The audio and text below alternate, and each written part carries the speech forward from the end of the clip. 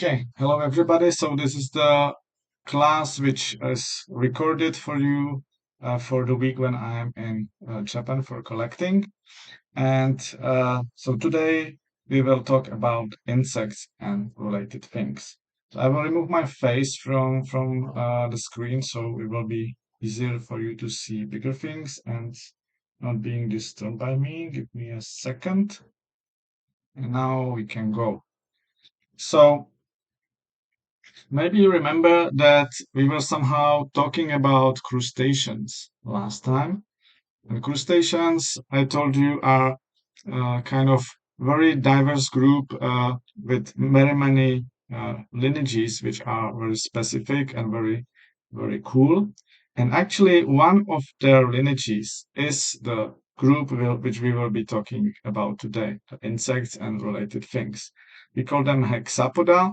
Hexa means six, poda means legs. So these are all the animals which have six legs or three pairs of legs. So just to be sure that you kind of are on the same wave with me, insects is actually not really one of four lineages of arthropods. Insects actually is one of the lineages of crustaceans. So you can kind of imagine them as something like crustaceans, which moved from water to the dry land, and then because of this big change, they started to diversify. They started to create groups which are very different from crustaceans in the way they look and live. But in reality, we nowadays know that they are basically, if I would simplify it very much, they are something like shrimps which went out of the ocean. So the closest relative of insects and related groups, which is still normal looking crustacean, is this group which I was talking about last week. It's called Remipedia, and these are very cool looking, weird animals living in the sea caves. You can find them in Caribbean, for example. So the name of this group is Remipedia. These are predatory crustaceans living in the underground marine caves. That actually indicates that the ancestors of insects were also marine crustaceans, right? So it kind of indicates what was actually the lifestyle of original ancestor of insects. Based on the molecular dating, so when we do the DNA tree and when we date the tree using the special methods, we know that this kind of switch or the time when these marine crustaceans left water and colonized dry land happened something like 480 million years ago in the period which is called Ordovician. So it's more or less at the similar time as chelicerates, as spiders and related things. If you remember, in chelicerates, we had the original or the kind of primitive looking or an ancient style looking marine things like the sea spiders and horseshoe crabs, and then all the other groups actually were kind of descendants of one lineage which loved water. So this actually happened. This colonization of dry land in chelicerates happened at a similar time as this colonization of land we will be talking about today by insects. So here again is the time kind of axis or time table. Cambrian as well. We had this uh, Cambrian kind of boom of body forms, and all the modern lineages of organisms appeared, right? And we were talking about myriapods, millipedes, and similar. So these colonized dry land kind of probably much earlier, but chelicerates and insects kind of were the second ones at the beginning of Ordovician. It was already at the time when dry land supposedly had some terrestrial plants. So we can imagine that how the ecosystem looked like is something like on the photo, which I am showing you here. So there was not basically much outside the water. There was not much life outside the water yet, but there were already some first simple plants growing basically at the sides of the sea coast, and the first insects probably colonized these habitats.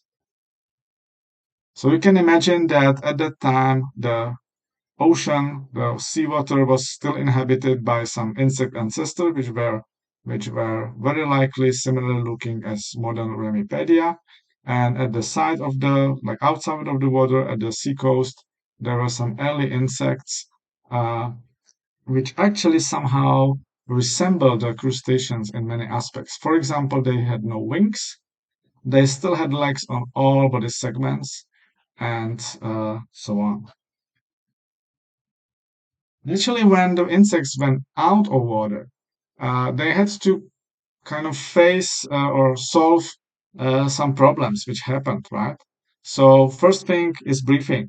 So crustaceans, as you know, as we explored, they use the gills. So that means that they actually kind of have some organs to take the oxygen directly from water. And insects suddenly could not do it. So because they were not in water, so this way did not work. Then loss of water. Naturally, if you live outside of water, then you have to somehow take care that you are not drying up. If you are the crustacean living in the ocean, it's not the problem. Another thing is excretion. For excretion, the crustacean, as we learned last week, they use the way for which they need lots of water because the ammonium which they are using needs lots of water to dissolve, otherwise it's highly toxic. So insect has to find some new way of excretion to kind of be able to do it without the big amount of water. The next thing is larval development. If you remember, the crustaceans mostly had very many weird larval stages, which were usually like planktonic, very different looking than the adults, and so on, right? So in insects, naturally, this cannot be the case because the animals are not aquatic. So we will see that they have something like larvae, many of them, but these larvae are actually not the same as the larval stages of crustaceans. Naturally, they are also walking. So once you are outside of water, then water is not really kind of supporting your body, and you have to have much stronger kind of muscles and kind of differently shaped body to be able to walk. So actually, many things for by which insects are special are adaptations for the life outside of water, because this is how they differ from their ancestors. Okay, so how the insect body looks like, you can see here, and we will see it in the cricket when we will dissect it. The insect body can be divided in three parts. One is the head, very easy to recognize. The other is the part which has the legs. So as I already mentioned, insects always have three pairs of legs. If you remember, in arthropods in general, we always had one pair of legs on one segment. That actually means that insect thorax, how this body part is called, has to have three segments. And then we have the abdomen, which is the remaining part of the body, which usually has 11 segments. And usually legs are lost, so you cannot find any legs on these segments. But we will see some exceptions. What we can find on the head. So on the head, we will also see it. We can find one pair of antennae, right? Maybe you remember this schemes which I was always showing you for each main group of arthropods. So we can compare insects with crustaceans, and you can see that basically the structure of the kind of appendages of the legs on the beginning of the first segments of the body is similar. So the insect antenna is actually homologous to the first pair of antenna of crustaceans. On the segment where crustaceans have the second pair of antenna, they have nothing. And then they, similarly as crustaceans, have the mandible. And then what in crustaceans are two pairs of maxilla, in insects, one pair is looking quite different than the other, so we call it different way. We call the first pair maxilla and the second pair labium. The labium is mostly not really pair structure because these two two kind of parts, the pair of the legs, kind of fuse together. Okay, so this is the main thing. We will see it when we will dissect the cricket. Anyway, what is the thing the insect is actually very diverse in is the way how they feed.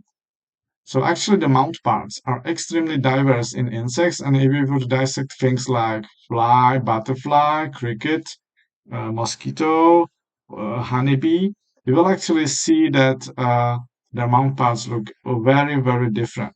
However, in all cases, this kind of change of the shape is basically achieved by modifying the shape and function of these original parts, which I have shown here, right? So, for example, if we have the honeybee, which is here, you can see that we can still very easily say which part corresponds to which one in the original chewing mouth parts of the cricket or a grasshopper. The same in the mosquito, the same in the butterfly.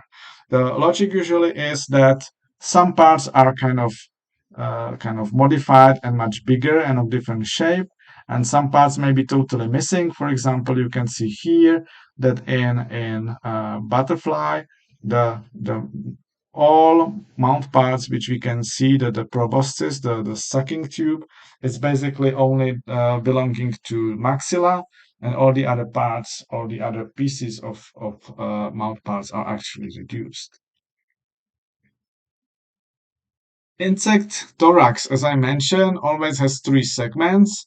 What is important to remember is that naturally each of these segments has one pair of legs. That's why insect has six legs. And also you can find there two pairs of wings. Wings are always present on the second and third segment of thorax, which we call mesothorax and metathorax.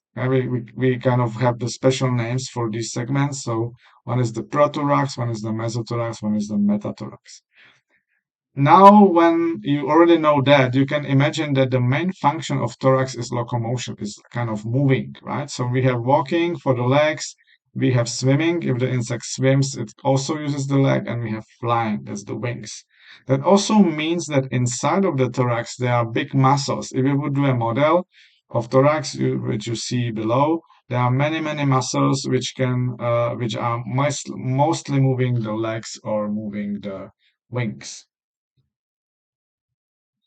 In the abdomen, you can find all the remaining organs, all the remaining things. So basically, main things of insect metabolism is happening in the abdomen. You can find there the digestive system, you can find there the excretion system, you can find there the reproduction system, and then all these organs are actually surrounded by something which is called fat body, and which is very active in metabolism. It works very similarly to our liver.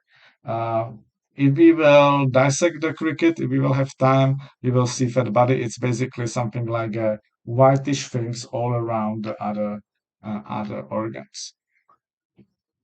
For the excretion, uh, insect, as I mentioned, has to kind of discover a new way of kind of getting waste of the kind of metabolism wastes. They cannot use the way which the crustaceans are using, and what they discovered is called Malpighian tubes. Malpighian tubes are actually called after their discoverer, Malpighi, and these are basically kind of tiny tubes which are connected or which kind of are opened inside of the intestines.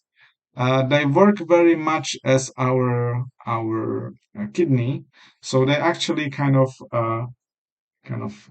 take the water with many kind of waste of metabolism, and then the water is somehow kind of pumped out back, and what is formed from the metabolic wastes is the uric acid. Yeah, and then kind of the amount of water is kind of reduced once the kind of urine goes out or through the intestines, because this organ goes or opens to the intestines. That means that insects do not pee, right?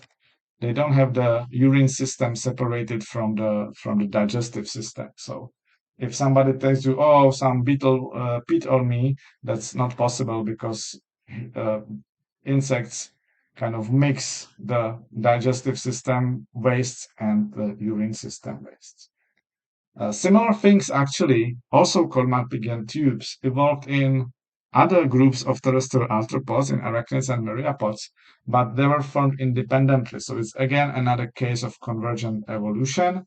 We already had one important thing, and these were the tracheae, right? The breathing system. The genital tract, so the reproductive system, produces naturally the eggs in ovaries and sperms and testes, but also contains many glands. And these glands can produce things which are necessary, for example, to construct the egg cases or to keep the sperms alive or so on. The genital system always opens at the end of the abdomen, and that's actually very unusual in arthropods. Even in most crustaceans, you would find a genital tract opening on the thorax. So actually, this is something very unusual for insects. However, similar position is actually placed in brachiopods and in Remipedia. So again, it's some kind of sign that insects are really related to crustaceans, and it even kind of points to the specific groups living today which can be closest to insects. What is interesting about that is that actually the sting, which you need in wasps and bees, is actually part of the genital system. It is a modified part which originally is used by female to laying eggs. This part is normally called ovipositor. It's a tube which is used for kind of position the egg in some substrate. In bees and wasps, this organ modified into the spiny thing, which is used for defense. And one of the glands, which originally worked for different purpose, actually started to work as the venom gland, right? So that's why they can kind of sting you, and it can be painful, and they can be actually dangerous. It also means that only the female ants, wasps, and bees have the sting, because uh, sting is modified ovipositor. Ovipositor is the organ specifically present only in a female because it's for laying eggs. That means the sting, which is modified ovipositor, can also be only present in the females. As we have seen before, the larval development in arthropods can be quite complicated. However, here it's kind of a little bit different. So the free aquatic larvae, which we had in crustaceans like Nauplius or others, were all lost. So all of them actually happen inside of the egg. There are no free stages corresponding to crustacean Nauplius. The reason is very simple, because naturally the environment for the eggs is not water. So if the Nauplius would hatch out of the egg, that would not be very good. It would just dry up and die. However, the thing which kind of goes out of the egg is not never directly the adult insect, but it's always some kind of juvenile, some kind of larva. And then we can have actually three ways how the development actually happens. One thing can be it's very similar to what we have seen in for example, the myriapods. Uh, is a so-called ametaboly. So basically, the animal is changing the cuticle for like taking out the old one and having the new one all the time, all the life, including when the animal is adult. This is only present in some very primitive insect groups. And then we have a metaboly type, which is called hemimetaboly. This is what we can find in crickets and in grasshoppers and similar things in dragonflies and so on. So in that case, the baby, the juvenile stage, looks similar to the adult mostly. There are some exceptions, but mostly in most groups, they actually look like a smaller version of the adult. The cuticle is changed all the time when the animal is still juvenile, if the animal is still not adult. But once the animal reaches adult stage, it stops changing the cuticle. And through the development, actually, there's no special stage which would look different ways. Simply the juvenile stage, which we call larva or nymph sometimes, is getting kind of bigger and bigger and more similar to the adult ones. Then the most advanced way of metabolism is called holometaboly. Holo means kind of complete, so it's also called complete metaboly, complete complete metaboly. Uh, This is the case which you know from butterflies, which you know from beetles. Complete metamorphosis. I could not find the word. Complete metamorphosis, holometabolic. So this is what you need in butterflies and beetles, for example. So we have the larval stage, which usually looks quite different from the adult. Then we have one stage which is called pupa, which is the kind of stage which is not feeding. It's and inside of the pupa, the body transforms from the larva to how it looks like in adult, and then it's an adult. And in the adult stage, it's not continuing to changing the cuticle. So actually, once you have the adult beetle, for example, or adult butterfly, it will never change the cuticle again. It only changes cuticle once it's still a juvenile larva. Yeah, so here I kind of marked by green line when the animal changes the cuticle. So you can see that uh, in the larval stage, it changes the cuticle between each kind of stage, which is of different size, and and the kind of stage between two changes of cuticle is what we called instar. Yeah, so we can then, if you are breeding insects, for example, then you can, for example, say, oh, the animal I am having at home, the species I'm having at home, the beetle or butterfly, its larval development has 8 instars, for example, in this case. Yeah, so we have like one, it changed the cuticle, second, changed the cuticle, third, changed the cuticle, fourth, changed the cuticle, fifth, changed the cuticle, sixth, changed the cuticle, seventh, changed the cuticle, eight. So it's actually uh, 8 larval stages of different size because they always grow in between when they change the cuticle. So there are 8 different larval stages before this insect changed to the pupa. Or we can say, oh, this larva is the larva of the fifth instar. So we would actually know that this is larva which already changed its cuticle 4 times before. Okay, how or in which groups of insects we can actually find these things? So here you actually can see it. So the ametaboly, that means that the insects or the animals are still changing the cuticle even when they are adult, is only found in the kind of early branching primitive groups, right? Then the hemimetaboly is in animals like dragonflies, crickets, uh, cockroaches, and bugs. And holometaboli is only present in one lineage of insect, which includes things like beetles, butterflies, mosquitoes, and so on.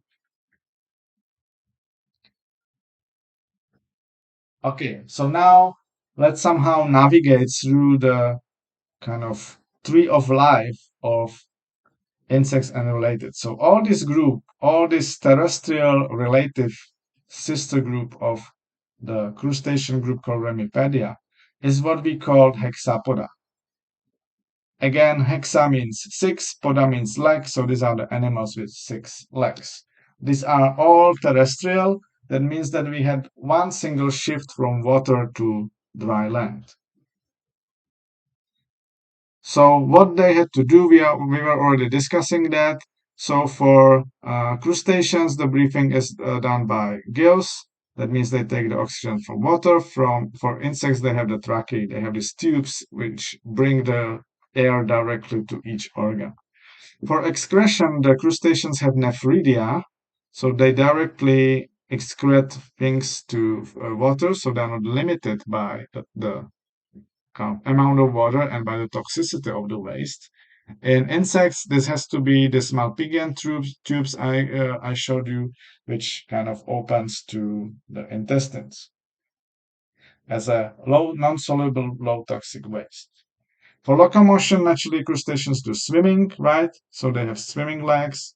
For insects, they do mostly walking and flying. So they have three pairs of legs and some of them have wings. And the development in crustaceans is aquatic with the larvae like nauplius and other aquatic things. In insects, the development is direct, so that the aquatic larval stages are lost, and then a new kind of larval stage, which is however not the same as in crustaceans, appears in some group. Cool. So now the large part of what we call hexapoda is what we call insecta, right? So insect. So insect is actually just kind of most of the hexapods with exception of few small groups. What are these few small groups which are actually not insects? So these are actually small animals living in soil mostly. They usually have the ametaboly development, so they are kind of changing the cuticle and growing even when they are adults. They don't do any real sex, so always in all these groups, the male deposits the sperm case and the female finds it and use. And their mouth parts are unusual, placed inside of the head, so they are kind of invisible to the outside. Just to show you how this animal may look like. So one group of these animals is called Protura. These are soil animals with no eyes, no antenna.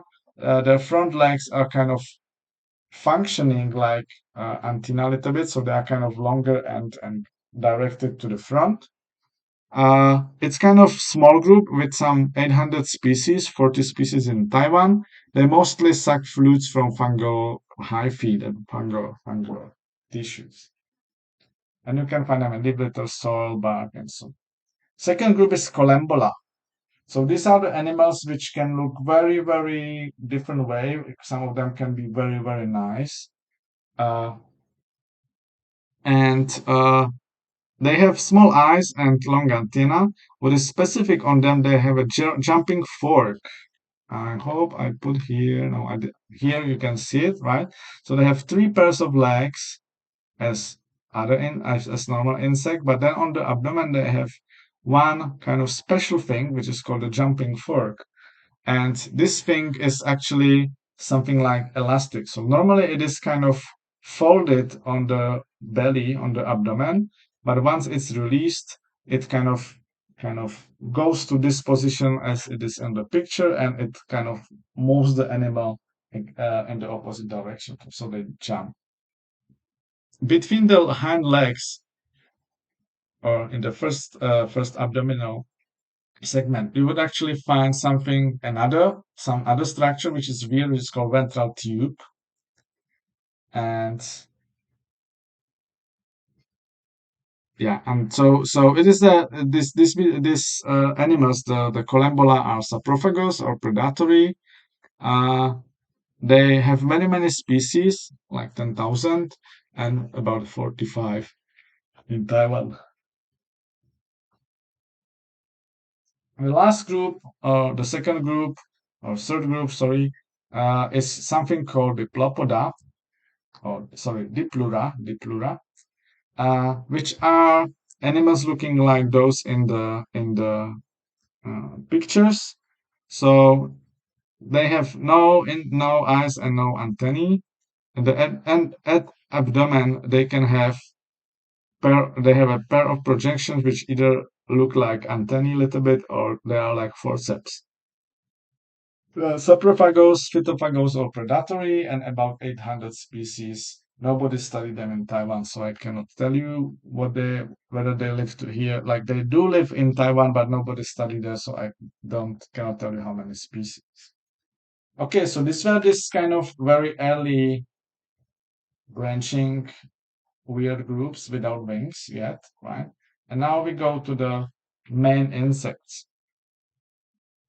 So how to recognize many insects? They have several specific way how to recognize it.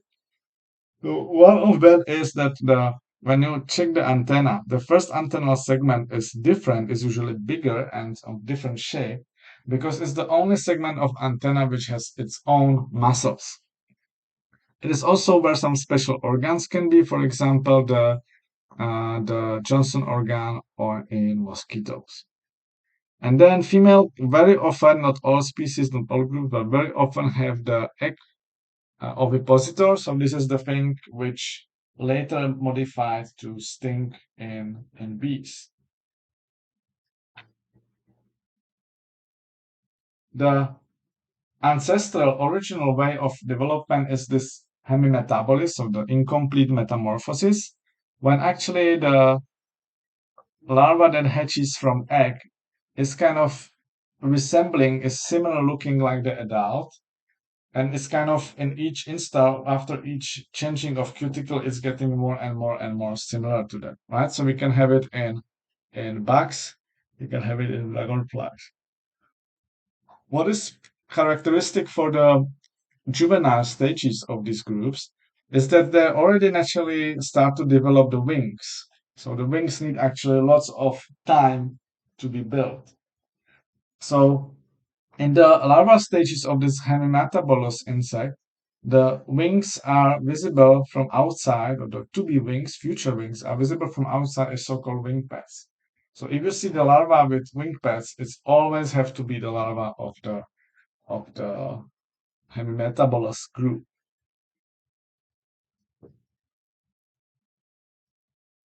There are still some very ancient groups which are actually without wings. So these groups are two lineages. One is called bristoltails, which are animals looking like this.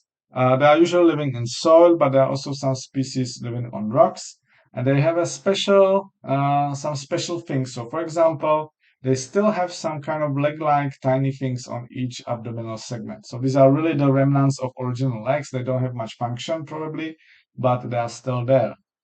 And they have big composed eyes, so you can find here, right? So this is probably the female. Uh, and they are kind of jumping by beating the abdomen down. So it's like, boom. They kind of beat against the ground and they can jump.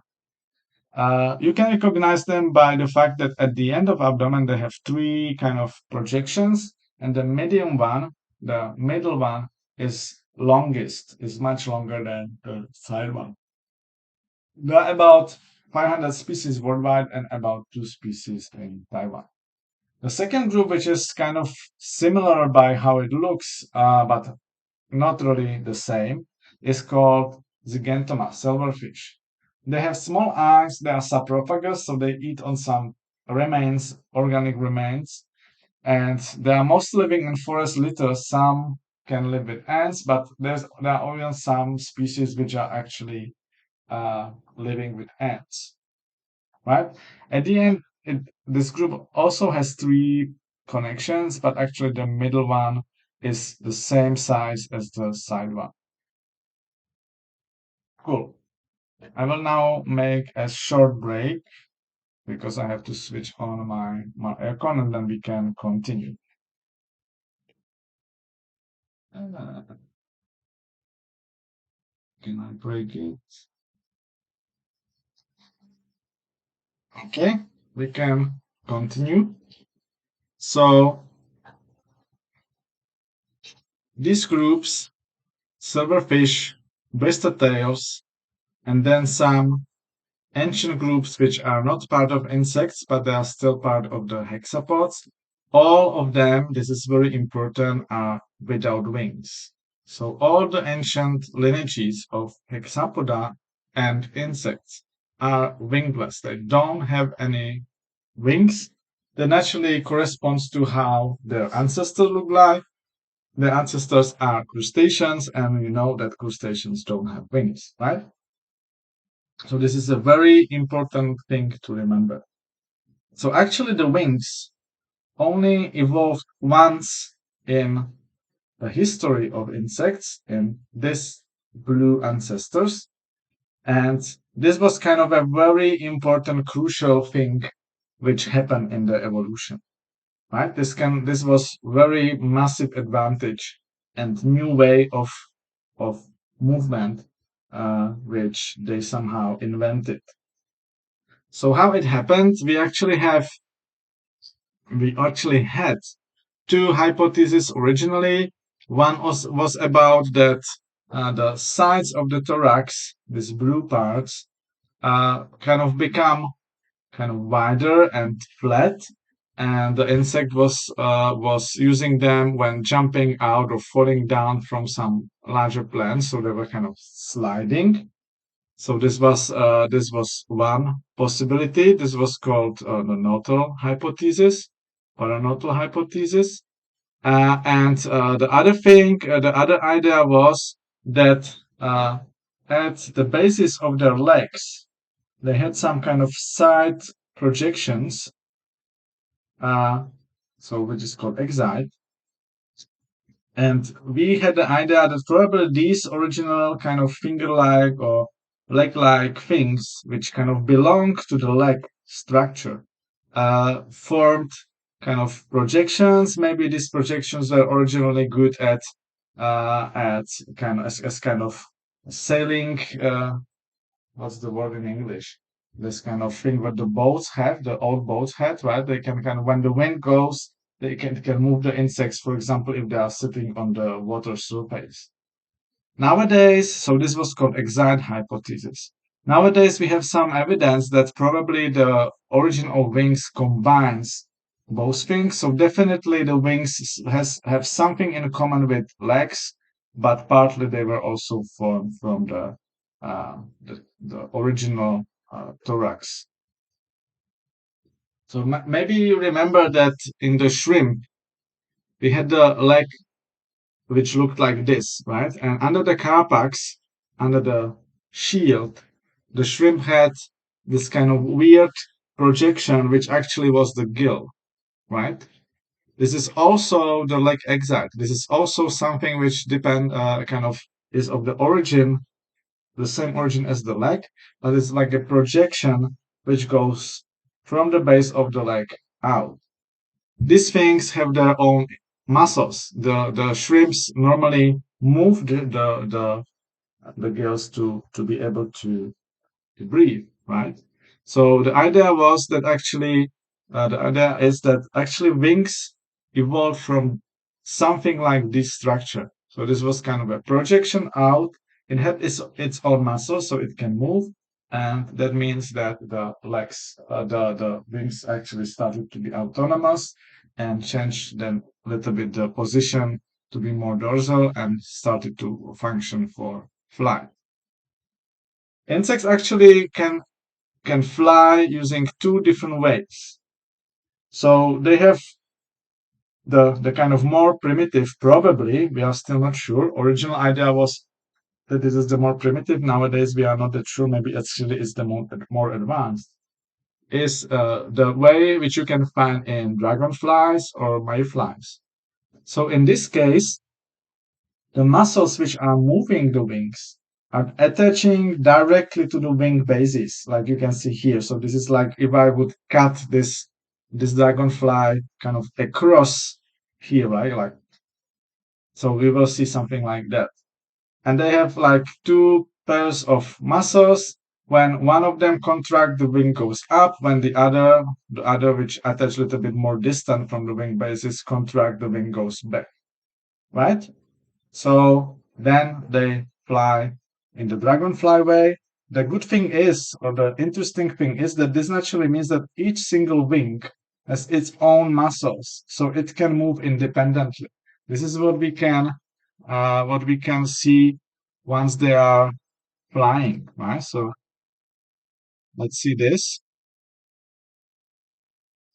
So we can see that they are not really moving together.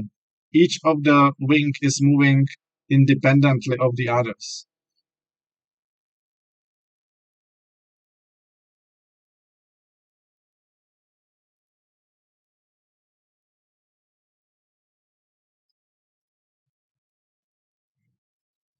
And also these groups, because of this kind of direct connection of the wings and muscles, they cannot fold uh, the uh, the wings when resting. They cannot put them on the abdomen. They can fold them in the way the damselflies or the mayflies do, kind of above the body, but they cannot do what the other insects are using.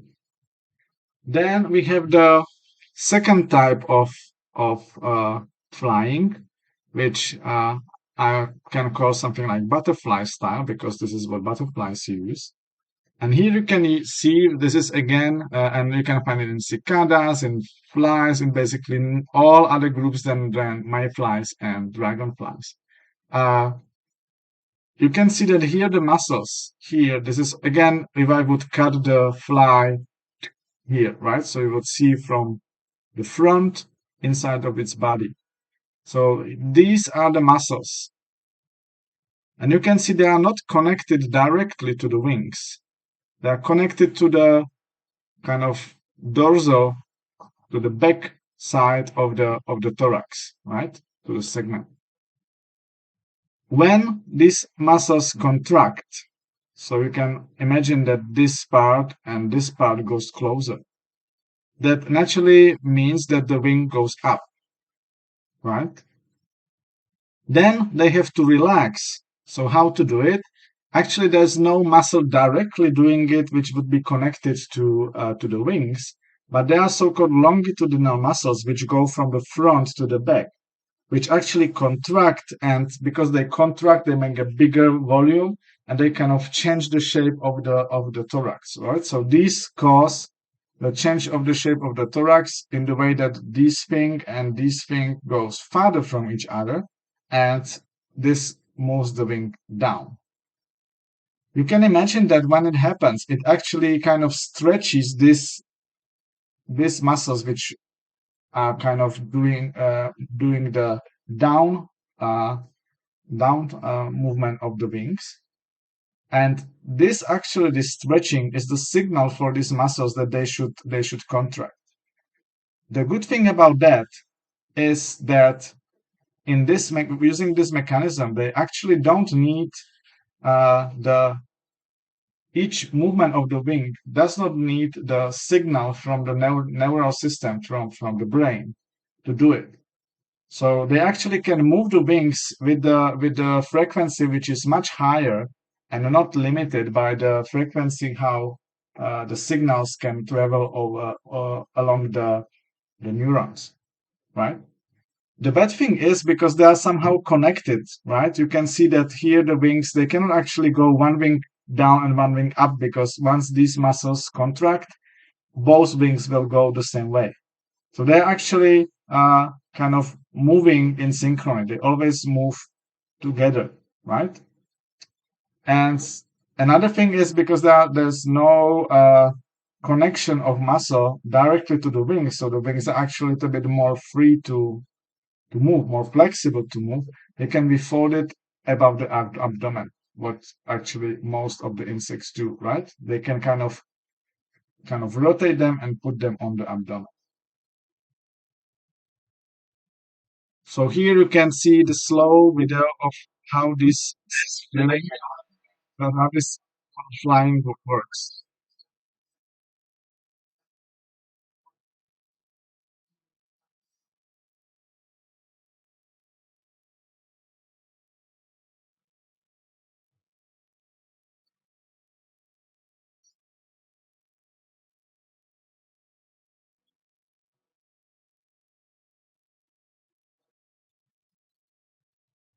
Okay, so which groups of insects actually use which type, right?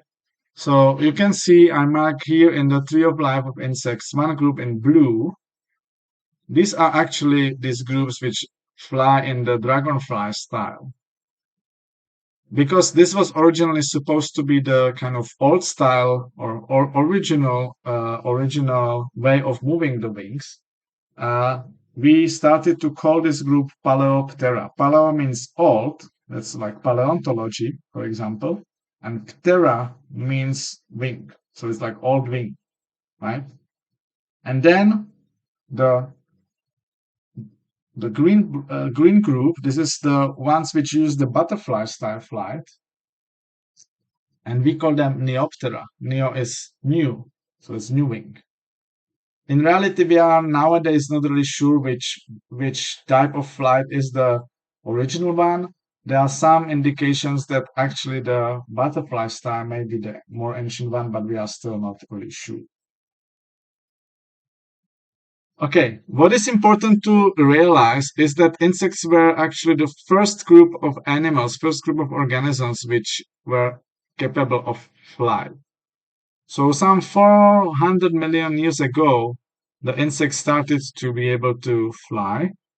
And you remember that, or maybe you know that there are some ancient Paleozoic insects which are really huge extinct form. There were some dragonflies which has the wingspan of about 70 centimeters. And only much later, the vertebrates started to fly.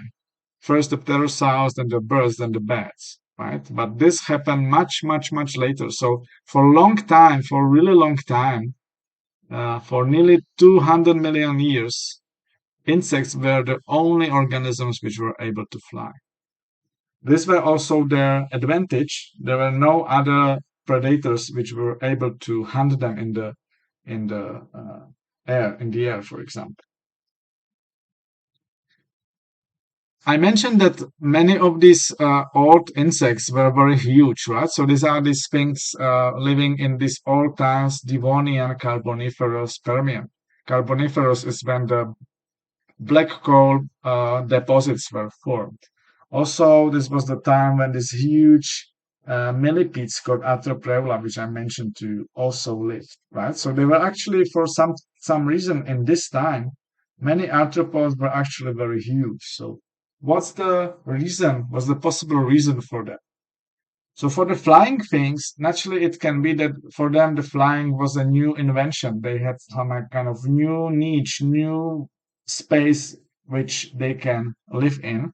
So they were suddenly not limited and they kind of use it for developing some big body sizes, for example.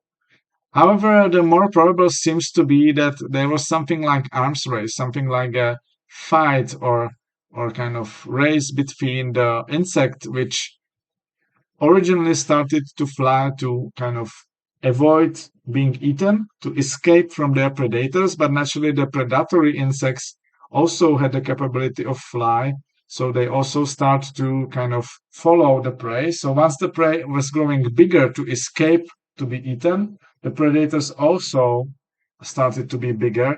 And as a result, they over the millions of years of evolution, they grow bigger, because always when some prey, when something which doesn't need to be eaten grew a little bit bigger to get advantage, the next step of the predator was to get even bigger to be able to catch it, right? So over the time, actually, this led to the kind of increase of the body size. The one thing which probably helped with these animals to grow so huge, it was that during the Carboniferous and Permian, the atmosphere had very different composition than today. Specifically, there was much more oxygen. That actually means that the air was somehow more dense, so it was actually easier to fly when you were a big animal. But we figure out that actually the limitation or the way, the mechanism how this probably allowed for bigger size is in the way how the insect breathes. So I told you already that the insect breathes in the way that they have some tubes inside of the body. We call it tracheae, which bring the the kind of the air, gassy air to the individual organs, right? So this is are like tubes. And this has to go all over the body naturally. So for example, once you have the leg, they also have to enter the leg through the hole in the cuticle where the leg kind of connects to the body, right? So there's actually a hole in the cuticle, and there has to be a tube called which brings the air which is going through it. The problem is that in the larger insect, once the insect grows bigger and bigger and bigger, it actually the tracheae have to grow much more quickly to bring enough air to the organs, right? So this is something like the tracheae grow actually quicker than the rest of the body to be able to make the insect still working. So if we have the super tiny beetle, the breathing system, the volume which these tubes have to kind of fill in inside of the body is something around 0.5% of the body.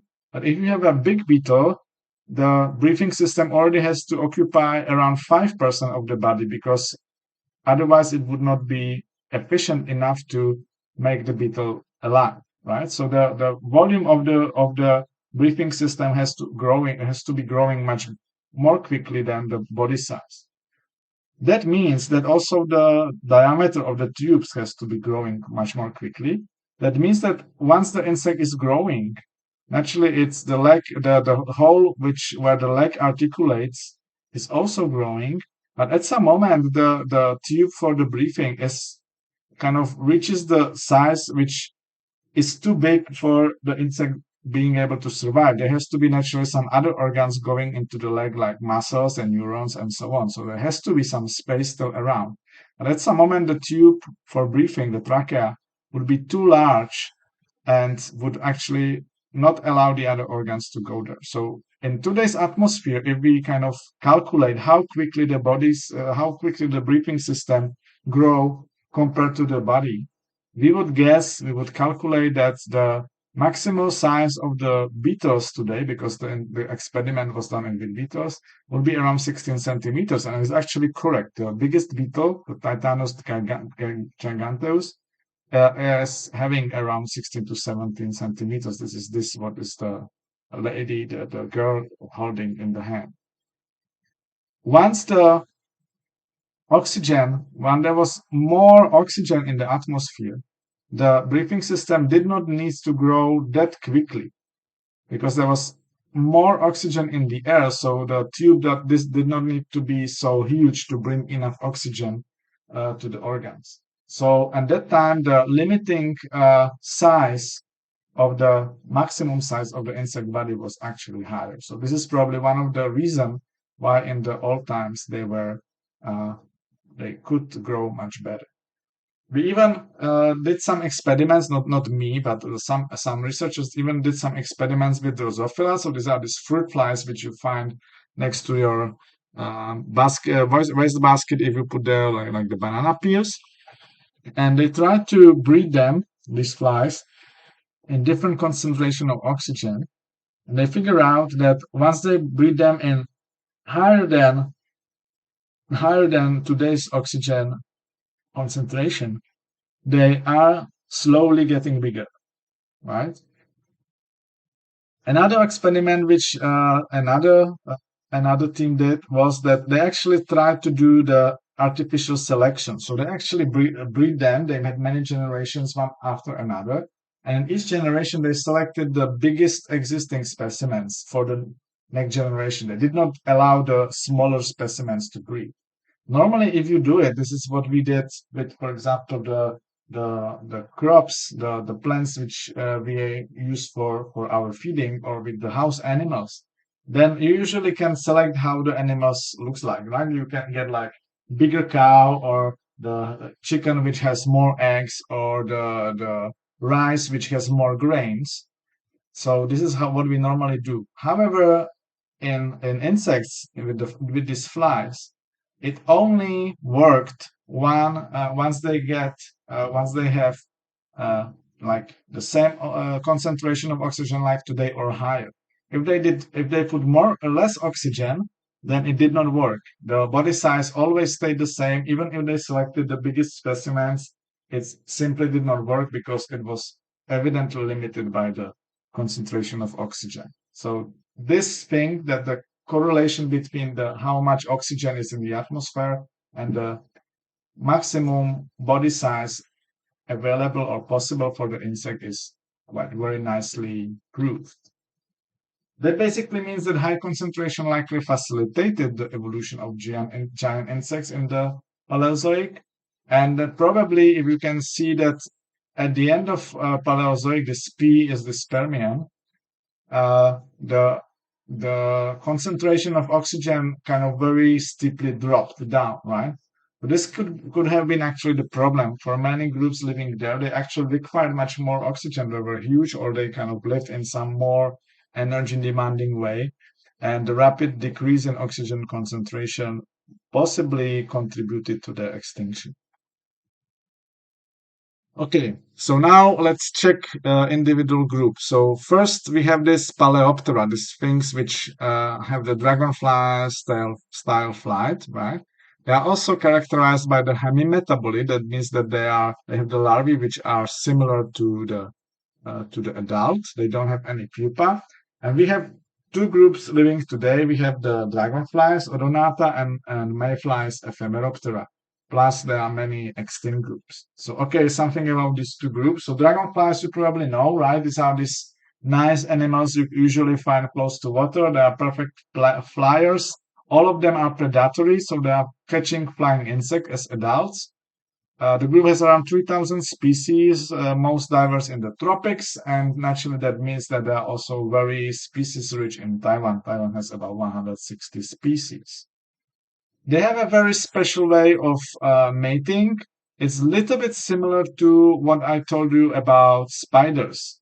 So sometimes when you see them mating, you can see that they make something like a circle, right? The male here is the animal which is the blue one. So this animal, the male, you can see it holds the female behind the head. You can imagine that this is actually a little bit problem because as I told you in insects, the genital system always opens at the end of the abdomen. So the genital system of the female opens here, genital system of the male opens here. So in this position, they actually cannot mate, right?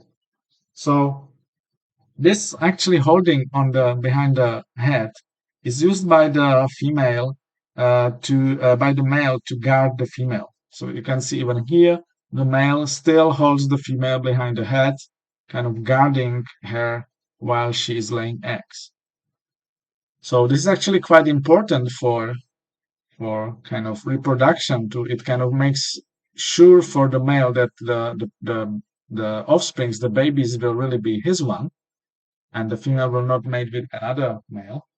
However, it kind of makes the mating actually impossible. So what happened in dragonfly is that the males develop the secondary copulation organ here on the second segment of the abdomen. And first the male transfers his sperm from the end of the abdomen to here. And then once the sperm is pumped here, the mating goes in the way that the female actually puts the end of her abdomen to this place and the sperm is exchanged here, right? So that's why they do this kind of circuit. Larvae, so they lay their eggs in water. Larvae all are aquatic predators. So you can find them in water and they kind of hunt for other aquatic animals. For that, they have a very special adaptation. So you can see here.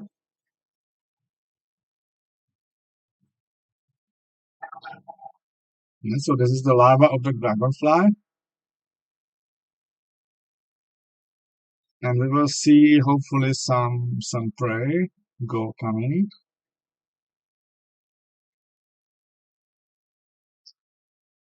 You see what it did? It has some special adaptation of the labium, of the last part of the mouth parts, which is used like a shooting device. So it can kind of surprise the prey, right? Cool. So these were the dragonflies. I think you know them, so we don't need to talk about them more.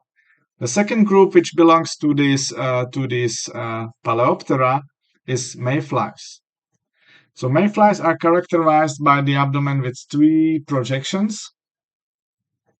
As an adult, they are very short living, so they can live for several hours only, and because of that, they don't need to feed. So they actually don't have the mouth parts. They don't have the chewing fangs to feed developed at all. They cannot feed at all. So actually, the adults are only their only function is reproduction and dispersal. They should fly to new place. They should have sex, and they should lay the eggs. There's no other function for adults of mayflies. The stage which is long living is the larva, which is always aquatic, so it lives in the water, in fresh water, in streams or lakes, and feeds on detritus or plants, or some of them can be actually predatory. They have a special stage which is not present in any other group of insects or arthropods. They have subimago. So this is basically the animal which is looking like the adult mayfly, but it's not yet adult, and it's changing the cuticle once again. So this is very unique thing for mayflies. I think it will be in this video.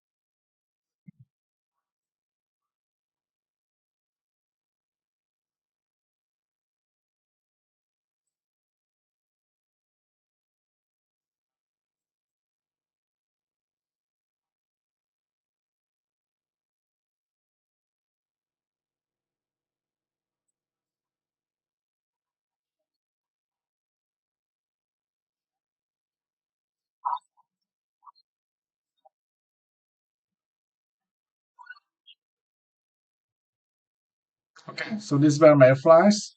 You can also find many of them here in Taiwan. And here are the extinct lineages of these Paleopterus insects. So they were also quite big things. They were very kind of dominant group during the Paleozoic. So this is the oldest time when the insect was existing. They were feeding on plants, so they were sucking from them. We know it from their mouth parts, which we can reconstruct from the fossils.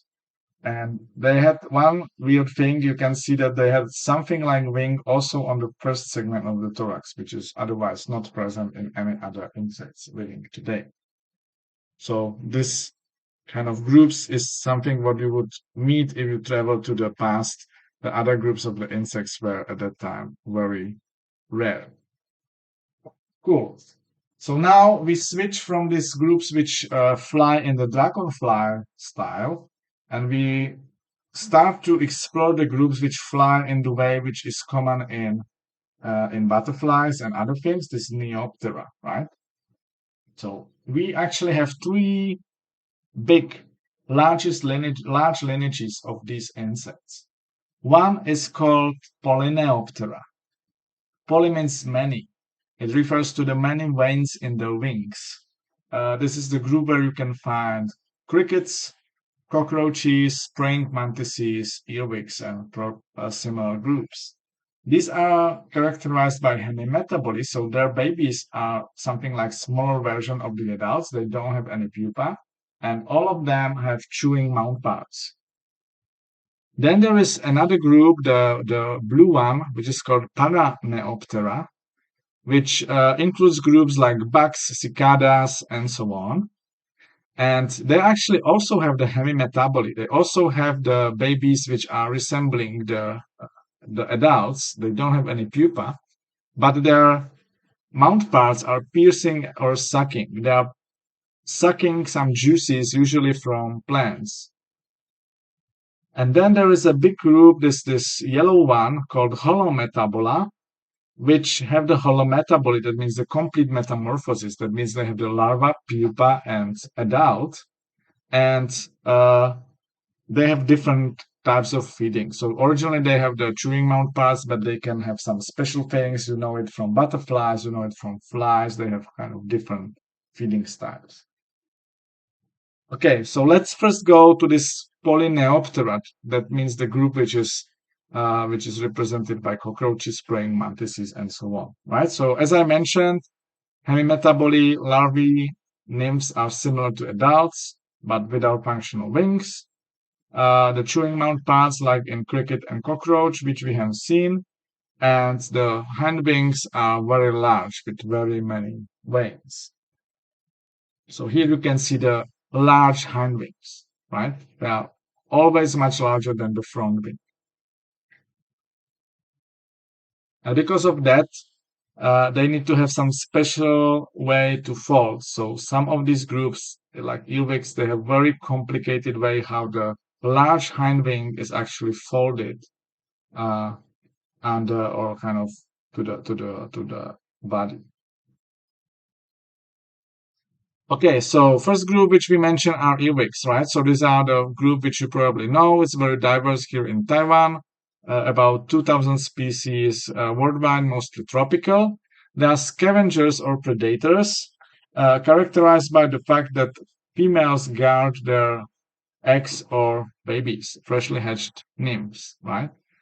On the abdomen, the most kind of characteristic thing on them are these forceps at the end of abdomen. So these are used for defense, but also for folding the wings. They kind of use them to help to fold the wings once they stop flying.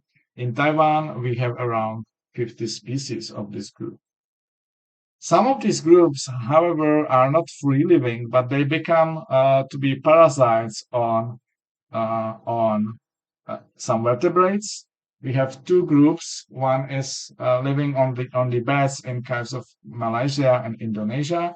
The others are parasitizing on rodents in Africa. Originally, we were thinking that these are somehow special groups, but actually nowadays we know that they are just modified, normal-looking earwigs. you can see that these groups actually don't have the forceps here, right, on the end of abdomen. This is kind of unusual, but it's actually present also in one group living even here in Taiwan, where the adults have the forceps, but the larvae actually have two long kind of projections, which are also not forceps-like, right? So actually the forceps by itself, the thing here, is not present in totally all earwigs. Okay, so this was one group. Second group of Polyneoptera is called Plecoptera, stoneflies. These have aquatic larvae. You can most frequently find them in streams and lakes. And naturally, that means that the adults, if you want to find them, you have to go to the margin of streams and lakes, and they are sitting on the plants around, right? The larvae are directly in the water, so you can actually catch them from the water. And the larvae are either predators or feeding on algae. The group is quite big, 3,500 species worldwide, mostly in temperate zones. Actually, in Taiwan, something around 36 species, but nobody studied them here properly yet. Another group, next group, is called Orthoptera. Yeah, so here the specific thing which you can see here immediately is that the head, the mouth parts are kind of facing down. Another thing which most of them have, they have jumping hind legs, so they can jump. And most of them also communicate by stridulation. They produce some sound, right? They use it to communicate between sexes, between males and females. And moreover, the songs may even differ between populations. It's a very huge group, about 20,000 species. And they have two basic way how they may look like. This is what you can see on the right side. One is the morphotype, the body form called grasshopper, which means that the antenna is short. There's no ovipositor, so there's no tube for laying the eggs. And they stridulate, they make the noise, the sound by kind of chirping between leg and wing. And all of them are plant feeding. So if you know this kind of migratory grasshoppers in Africa, this is they you know that they are eating the crops, and that means that they are herbivorous that feed on plants, and this is what these grasshoppers do. The second group is a cricket. So the cricket-like body has the long antenna, you can see here. The female has ovipositor, so it has a tube to position the egg in the substrate, and they stridulate by kind of moving one wing against another wing. They can be omnivorous, eating everything, or many of them are predators. And then there's actually a third body form which is called mole cricket. These are the animals looking like this. They're actually burying the tunnels in the soil. They are actually the subgroup of the cricket group, right? So they are kind of modified because they started to live in the underground way. Next group is called stick insect and leaf insect. So these are also plant feeding things, plant feeding groups, which have some special ways to defend against predators. So many of them basically have the mimicking plants. They try to look like leaves or twigs or so on. That's their way how they want to avoid to be eaten. Some of them even are toxic. They feed on some plants which are toxic, and they can kind of store these toxins, and they can be toxic for their predators. Some of them actually are known to be parthenogenetic. That means that they, even the eggs which are not fertilized, give babies. You know that if you are having them as pets, you can have many of them at home. You don't need to have males, and sometimes you can get anyway the tiny babies of them. Their eggs are very special, so this is one thing they are kind of famous for. Their eggs are kind of miracles of the nature. They are very cute with some very nice structures. And they very often have this kind of projection here on the lid. This is because and they normally the animal just spits on some plant and kind of lays the egg which fall directly down under the plant, right? That would naturally not be the perfect strategy for them, because then if the new baby hatch, it will just go to the same plant where its parents was living, and that would not be the nice thing. So what they actually how they actually prevent that is that the eggs are by shape uh, kind of resembling the seeds, and that means that very often they are taken by ants who carry them to some other place. They carry them originally. Would like to carry them to their nests, because many ants are actually collecting seeds and bringing to their nests. But naturally, by this, they are also moving them to a new place. They are not staying. These eggs are not staying below their original tree with their parents. Again, it's a tropical group. In Taiwan, it has about 30 species. Next group are the praying mantis. So these are predators, you know them. Well, they have very large eyes, triangular heads, uh, and front legs, which are used for hunting. Right? All of them have that. If you have different praying mantises, always the front legs are used for hunting. They also use the camouflage. Very often they have some camouflage of looking like a leaf, looking like a flower, looking like a bug, looking like a twig. And this is naturally mostly the camouflage to not to be seen but by the insects or other things they want to catch and prey on. Again, it's the group which is mostly tropical. In Taiwan, we have 23 species. What you probably know is that they are laying the egg case. So sometimes you can just find the egg case. You don't know the animal, but you can very easily recognize the egg case of praying mantises. And if you take them home and wait for a moment, you will actually get the larvae, or sometimes you will get partly the larvae and partly some parasites of them. They don't produce any sound, so this is kind of important. They are not like crickets; they don't really do any sound producing. Next group, cockroaches, Blatodea. So you probably know the big cockroaches, which is very annoying here in nearly every household. So this is, however, just very tiny part of the diversity of the group. So some of the cockroaches may actually look very cute, very nice. They are very kind of useful and kind of good things in the forests, for example, as well. Not all of them are crazy. It's a very huge group, about 4,500 species, with about 100 species in Taiwan. And you can guess what they eat, right? They are living in your home, that they are kind of omnivorous. They can eat all the remains. And that's why many of them are synanthropic. They are living with humans. They have very complex male to female communication before they mate, and they even communicate with some kind of secretion of the males, which kind of attracts the female. And once they mate, the eggs are laid in such kind of egg cases, which look like a small bags. You can also very easily find that if you have your place infested by cockroaches, you can easily find these bags. So these are the cockroach egg cases. And from that, the adult cockroach, the larval cockroach is hatching, right? They normally, most of them are actually of the cockroaches are actually very the animals which are hiding a lot. They are flat; they can hide in any small narrow in the ground. And this is actually the similar strategy as beetles. We will reach beetles soon.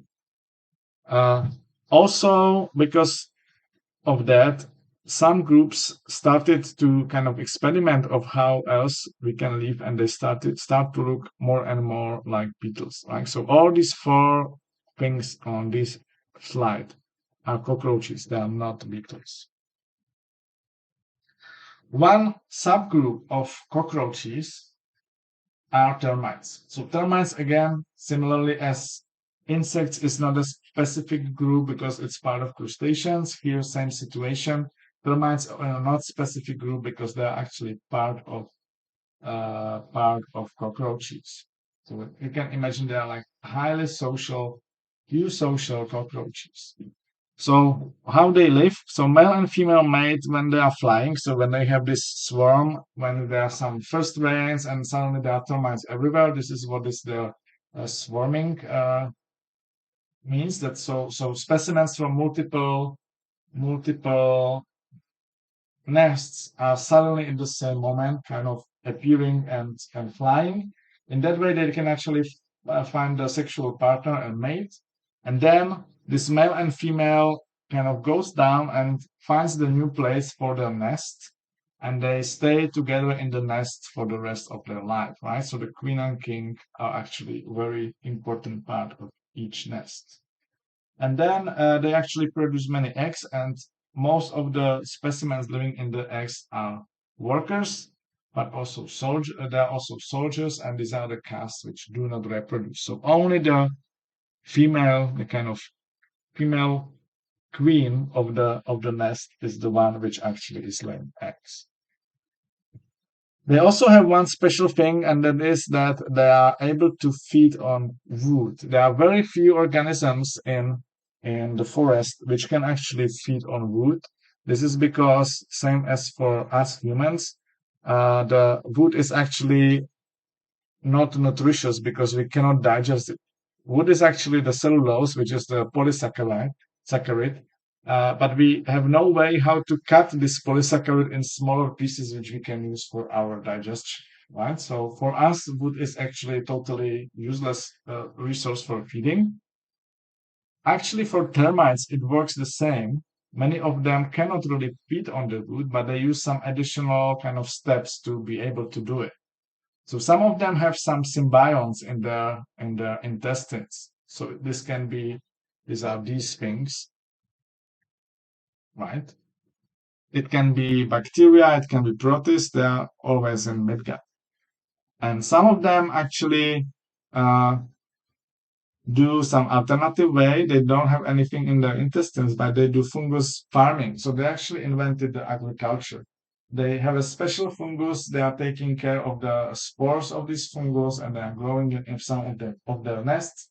They feed the fungus by the wood because you know that fungi can grow on dead wood, and they instead or as a compensation for that, that actually, or as a reward for taking care of the mushroom, they're actually feeding on it, right? So they don't feed directly on the cellulose or the wood. They bring the wood to the nest, let the fungus to grow over it, and then kind of harvest the remaining thing, harvest the fungus and eating the fungus. Then there are some small groups of Polyneoptera. So one thing is Zooptera. We don't have any in Taiwan. So these are tiny animals also living in some social way or subsocial way, and usually under the bark or of some trees. The some of the specimens, or most of the specimens actually are wingless. But time to time we can find winged specimens which are somehow uh, dispersing, right? So some individuals are just not flying, just sitting on the place. Other individuals are flying, so this can kind of uh, maintain the distribution of the species. They can still colonize new places. Then we have Ambioptera, which is a small lineage of the things living in the tunnels supported by silk. So they produce the silk from the first pair of legs, and they make a kind of tunnel, so you can find them under the stores. There's some kind of a net tunnel, and inside of that you can find these animals. The females are wingless, the males are winged. And the last two groups of these Polyneoptera are also very tiny. One is Grylloblattoda, so these are kind of living in extreme conditions, glaciers, caves, under snow.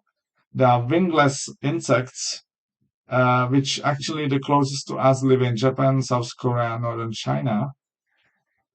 Eastern Russia, Himalaya, and USA. Very often they live in some mountain cold areas and high mountain, for example, and they can be found on the snow. Many species are in fossil records. So today is a very small group, very kind of with having very few species, but in the past they were probably much more diverse. Another group, which is actually the most recently discovered lineage of insects, is Mantophasmatodea. So this was a very surprising discovery. Originally, we had one fossil of these animals from Baltic Ember, and 3 years after, the people actually found the real specimens of this thing, they figured out that they actually survived in South Africa. Cool. I will make another short break. Okay. So we can continue. So we went through all the groups very quickly, but still through all the groups which are members of the Polyneoptera. Now we will jump to the second group, to the blue one, which is called Paraneoptera, and which includes all the things which still have the incomplete metamorphosis, the hemimetabole, but which they're piercing, sucking mouth parts. So these things which we will go through now are things like bugs, cicadas, or aphids. Because the piercing sucking mouthparts means that they're actually feeding by sucking some juices. There, many of them, or most of them actually, are sucking the fluids from the plants, and that means that they can be pest species. That's also why this group is very important to be studied and known. Here you can see how their mount parts is looking like. So they usually have something like very kind of uh, narrow mount parts which they use for digging the hole inside of the plant tissue and then sucking. You can see then in reality what goes inside of the plant are very fine needle-like things which are called stylets. But in the normal conditions, because these things would be very fragile and easy to be destroyed, they are actually surrounded by another part of the mouth part, which is kind of forming something like a protection.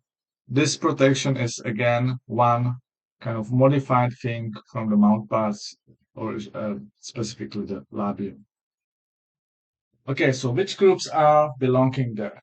So the first group which goes there are strips. So these are tiny animals, or mostly tiny animals, which look like this. You can see already from the pictures that mostly I have pictures how they are sitting on the plants. So you can see that they are really very sucking and feeding on plants. Uh, Very characteristic about them is that they have very narrow wings, which have very many hairs around. This is very typical for all the trips which we know. So the wings are very narrow with long hairs. The mount parts are somehow still not really the symmetrical nice tube. They have kind of asymmetrical mount parts, and mostly they are feeding on plants. Some of them can be also predatory, feeding on juices of some other organisms or feeding on pollen. Their life cycle is interesting in the fact that it includes some non-feeding stage. This non-feeding stage is hiding in the soil, and it's important to know about this because when we want to fight them, when they are like making problems in farms and in agriculture, we actually have to somehow also eliminate these non-feeding stages which are hiding in the soil, right? So if we would just spray, let's say, your plants with some poison to kind of kill them. It would work for all the stages except of these, so you will still not be able to eliminate the animal from your farms. They can the damage they do on in plants is actually caused by two things. First thing is a direct feeding, so they can be, as you can see on the picture, they can be very diverse. They can be many numerous. The plants can be covered by them, so then naturally they suck so much of their juices that the plants can just die or suffer. But they also actually transmit many viruses, many plant diseases. So this is actually even worse. It's something like mosquitoes is transmitting the human diseases. So these strips are actually transmitting plant diseases. The next group, so next groups actually already have the mouth parts which are very symmetrical, very regularly shaped. Uh, and it has this typical shape which I mentioned to you before. So there's the so-called proboscis, the kind of sucking tube, sucking kind of mouth parts, which is consisting of the tiny fine needles which are protected by the sheet around.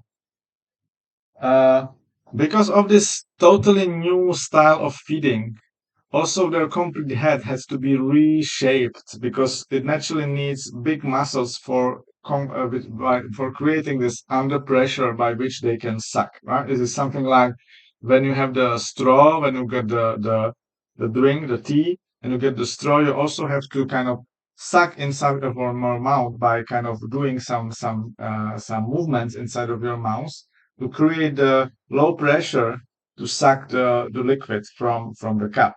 So they have to do the same. They have some special muscles for that to do this low pressure, this pumping the juices from the plant to their digestive system.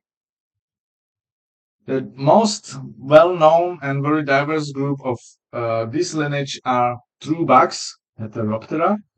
Very large group for 40,000 species. Some groups can also live in water, but mostly they are terrestrial.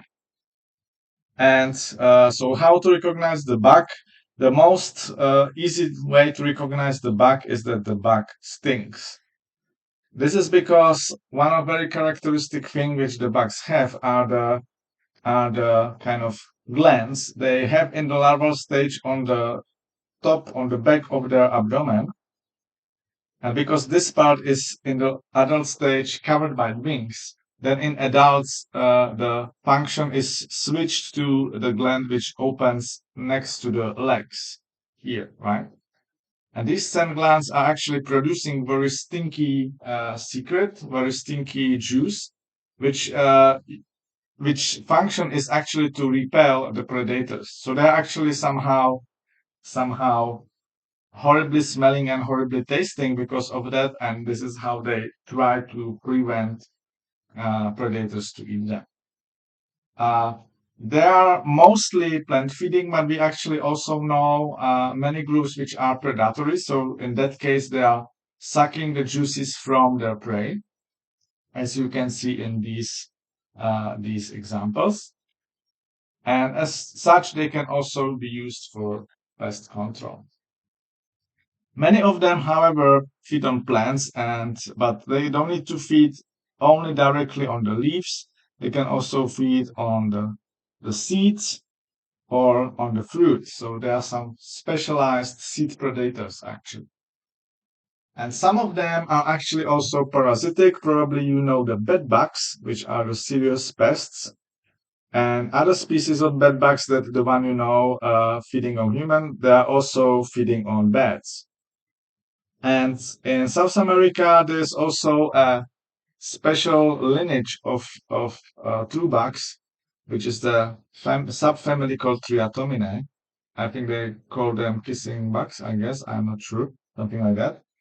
And these animals are kind of famous, but in the bad way, by the fact that they are actually transmitting the Chagas disease, which is the very dangerous disease which actually cannot be cured.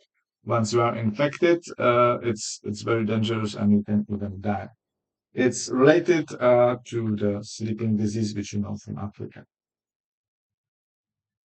The second group, so next to the true bugs, or not second, another group next to the true bugs, next to the thrips, is this group called Archaeorhyncha.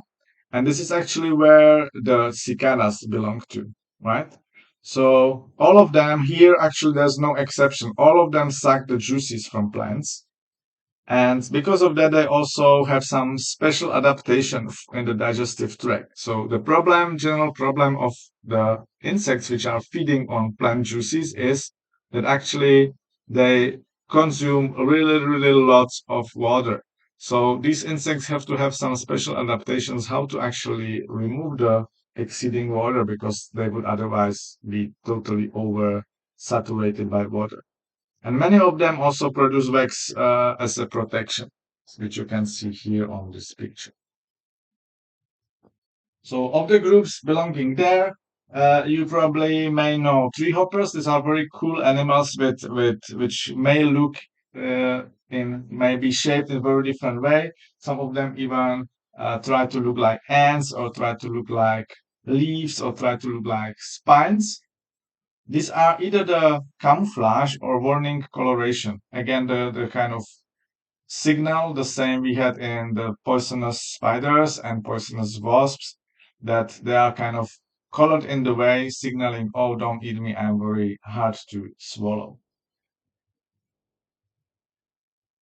Another group which belongs here is cicada. So this you know because we have them everywhere.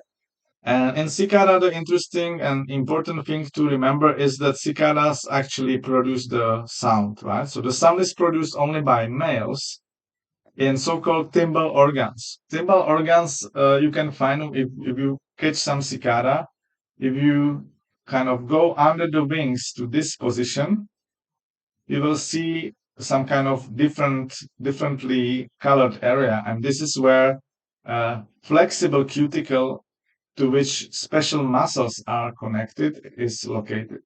The muscles are actually moving these pieces of flexible cuticle, and the sound is produced by clicking from one shape of the cuticle to another. Then, naturally, when they produce the sound, which is the communication, right?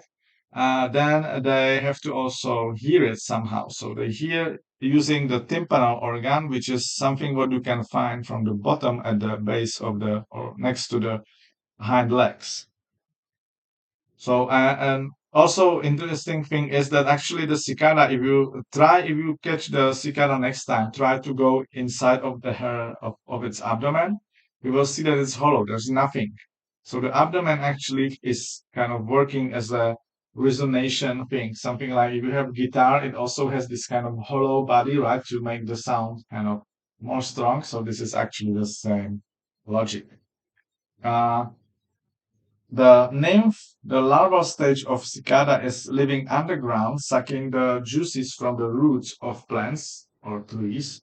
And they're actually living there for many, many years. And after a very long time of the life hidden in the soil and sucking on the roots, they in some specific time of the year go out and hatch, and suddenly there's many cicadas around.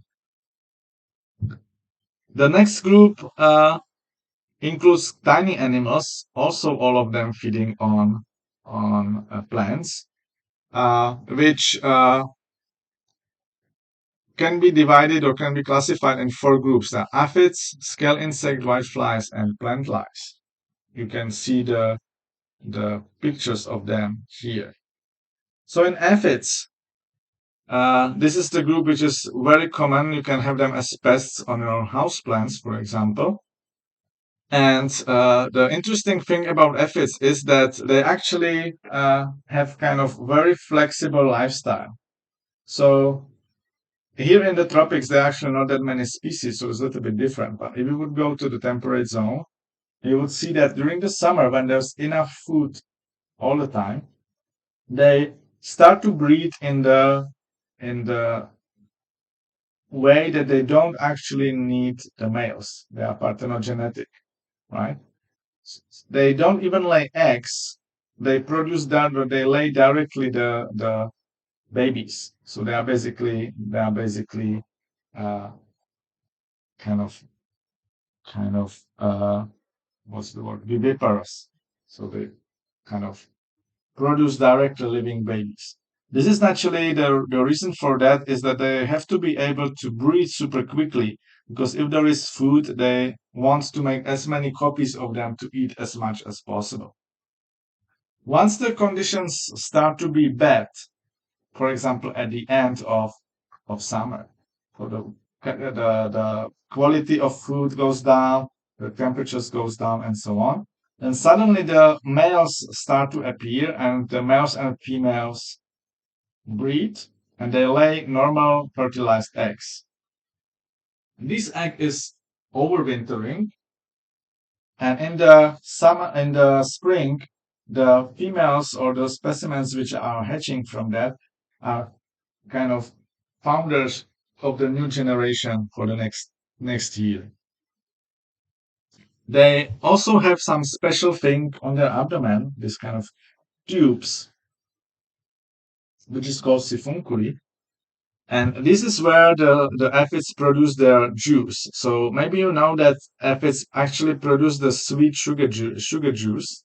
This is actually how they get rid of this exceeding water they consume when they suck from the plants. So they actually this juice from the plants has lots of water and lots of sugar. They don't need that much, so they exclude it or put it out of their body using this siphuncules. And because this thing, this liquid which they produce by that basically includes water and sugar is actually sweet and is also collected by ants. Okay, so this was the Paraneoptera. Then we have a very tiny small group. You can see it here, right? So it doesn't somehow belong to any of the big colored thing. So this is called Pseudopodia. It's probably more related to Holometabola than to the bluefin. So these are the animals looking like this. They are usually free living on some surfaces like molds, lichens, fungi. Usually it works in the way that males have wings and females don't, right? So this can be female, this can be male. They have enlarged anterior part of head, and inside of that they have a special organ which is actually used to kind of absorb the water, the humidity directly from the air. That's a perfect adaptation for the life in dry conditions. So they don't need to drink, they can kind of find the water from the air and absorb it. That's also why they are often living in very dry places, for example, in your bookshelves. Originally, they live somehow in the on the rotting things, on the mushrooms, on the molds, and so on. But some groups actually started to live in the nests with birds and mammals, right? So they actually feed on the organic particles. Like you remember, you know that if there's a bird nest, there's lots of dirt around which the bird babies produced or so on, right? So there's lots of dirt. So they kind of feed on the organic particles and fungi which kind of grow on this kind of garbage. So that was the first step. From the free living book lice, bark lice, they moved or switched to the life in nests. And then probably from this lifestyle, some of them actually started to live directly in the fur or feather of the animals living in the nest or in the tunnels, right? In that case, they actually chew the soft skin of the animal, and time to time they can drink even the blood from the wounds, right? So if they chew too much, maybe the animals start to bleed a little bit, and they can actually suck this blood. So these are the groups called Amblycera and Ispinoцera. And as a next step, they started to be real parasites. So this is sucking lyces. They have sucking mouth parts, which are sucking blood. And so here are just the more important groups. So the chewing lyces are those which are living in feathers of birds or in the fur of mammals. And very often they have single host. Very often they are very host specific. Even one bird species can have multiple species of these parasites, each living in different part of the body. In lyces, so they directly suck the blood, right? They are parasites of mammals. They are not living in birds. And two species live in human. These are these two species on the photos here. One is human lice. This is actually two subspecies. One is living on the body. One is living on the head. And the other is living in the pubic hairs. All of them, again, as all the blood-sucking organisms, all of them can transmit some diseases some viruses and bacteria, so like Borrelia, Rickettsia, and so on. Then there is a special group which I show mainly because it looks really cool and it's easy to remember what is the animal these things are parasitizing at. So elephant lyces. You can see that they have a nice nose, similar as the elephant. This is naturally the adaptation to be able to go through the thick skin of the elephant. There are also some groups living in these African pig species. Okay, so now we finished Polyneoptera, Paraneoptera, and this weird thing, this Pseudopodia, and we go to this biggest group, which is called Holometabola. So this is the group of insects which all of them have the pupa, right? So pupa actually, and this kind of metamorphosis evolved once in the history of insects. So how it is actually? So these insects, okay, from the egg they hatch to the larva. The larva change the cuticle many times and goes from instar to instar, right? And that at some moment when the larva is kind of fully grown, it changed to pupa, and inside of the pupa it kind of rebuilds the body to the adult body. The pupa actually corresponds to the last stage, last kind of pre-adult nymph of the of the groups with heavy metabolism. So it's nothing surprising. At some moment we had different ideas, but now it's clear that there's nothing surprising on that. What is the logic why actually this adaptation, having the pupa, can be some super cool thing? So this complete metamorphosis actually uh, means that the larva lives very different way than the adult, right? And pupa is the stage when this one one body form of the animal is transformed to the new body form of the animal. You can imagine the caterpillar and the butterfly. Both of them live very different way. The caterpillar is a crazy eater of plants. The butterfly is kind of sucking the juices from the flowers, right? So they don't even compete with each other, and they somehow explore the resources better than if they would in all stages feed the same. So which insects belongs here? So what we have here is bees, beetles, butterflies, mosquitoes, and so on. The four biggest groups of insects, the biggest groups in number of species, also belong here. These are beetles, wasps, bees, and related, butterflies and moths, and mosquitoes and flies. And actually, you know that some of them are pests, right? Like mosquitoes and fleas. Okay, so we will just again simply quickly go through the groups.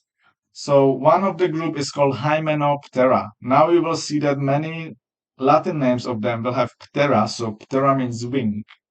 Hymeno means the uh, membrane. So they have actually membranous wings. Many other insects have it, but this group is somehow named after it. So they have two pairs of wings with few veins and mostly chewing mouth parts, except of bees, which have the mouth parts modified to lick. Their evolution is very interesting because the kind of old groups at the base of their time tree are plant feeding. They actually are very similar in their how their larvae look to butterflies. So larvae feed on the plants, and then the adults kind of just are living on the plants. Then the what happened next was probably that these plant-eating groups changed the lifestyle of the larvae into the larvae which are actually eating the wood. So they're actually eating tunnels or doing tunnels inside of that wood. And because in that case, the larva should be, or the egg should be kind of put inside of the wood, these animals created or evolved this ovipositor. So this is a tube which kind of puts the egg deep into the wood, right? So they from the normal plant they switched as a larva to feed on the dead wood, which is actually also plant. Next was the switch from dead wood to parasitoids of other insects. So what happened probably is that there are actually many more other insects kind of living inside of the dead wood and feeding on that. What probably happened that sometimes the female which was laying the egg inside of the wood somehow accidentally put it on the another inside of the another insect that lives in the wood, right? So they actually somehow adapted for that lifestyle, and nowadays these parasitic wasps they actually lay their egg inside of their host, inside of another insect in which they develop, and then the larva kind of evolves inside of the host insect and kills it. There are actually some groups which partly return back to the plant food, which probably, for example, are the pig wasps. So remember that these were the things which actually kind of already are parasites. They already lay egg inside of the another insects or something, right? So then we switch the sister group of these parasitic groups is are the groups with stinger. So as I told you, the stinger is actually modified ovipositor, right? So originally it was used to paralyze all the other arthropods on which the larvae should develop. This is, for example, happening. You may know this animal. So this is actually the parasitic wasp which larva develops on cockroaches. That's why we can find it in our department very frequently. So it kind of stings the cockroach and paralyzes it and lays the egg on it.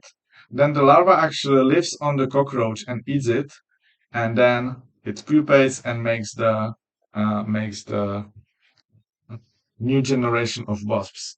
Another groups may parasitize, may kind of have the larva developing on another arthropods, for example, on spiders. They also paralyze the spiders, and then the parasitic wasp is making a tunnel, takes the paralyzed spider inside of that, and lays the egg on the spider, and then the larva of that is feeding the paralyzed body of the spider.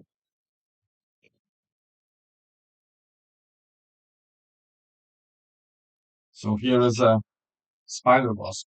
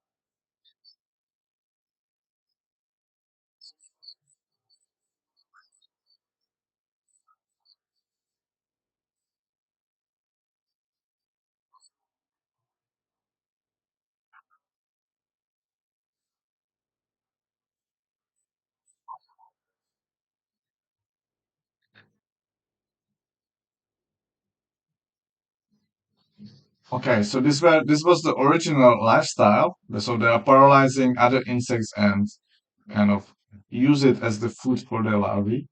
But actually, inside of this group with Stinger, we have many groups which started to live in different way, right? So we have the wasps, including the groups which actually created the eusocial lifestyle. So you know that we have bees there. So this can be solitary to eusocial. They can do the big nests with only the several females breeding.